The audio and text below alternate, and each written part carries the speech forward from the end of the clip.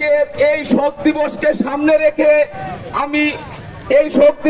সামনে রেখে অত্যন্ত দুঃখের সাথে জানাচ্ছি যে এই আজিজ আমার ছেলে।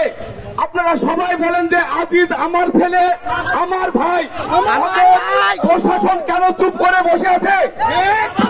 প্রশাসন কেন চুপ করে বসে আছে? আমরা প্রয়োজন মতে ডিসি অফিস ঘেরাও করবো, প্রয়োজন মতে থানা ঘেরাও করবো, প্রয়োজন মতে। প্রশাসন কেন বসে আছে চুপ করে? আসামি মারতে যাচ্ছে না, আসামি ধরছে না এবং তাদের পুরে কোনো অত্যাচার করছে না।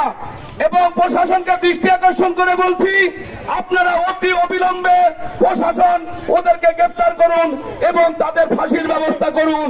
ঠিক আমার মধ্যপুরবাসী এরকম দুঃখজনক ঘটনা চায় না এবং কোনোদিনও চাইনি এইসব ঘটনা ঘটবে। আমরা আপনারা অত্যন্ত দুঃখের সাথে জানাচ্ছি, তাদের কঠোর বিচার করুন এবং প্রশাসন বাংলাদেশে দেখিয়ে দিন যে বাংলাদেশের প্রশাসন বিচার করছে।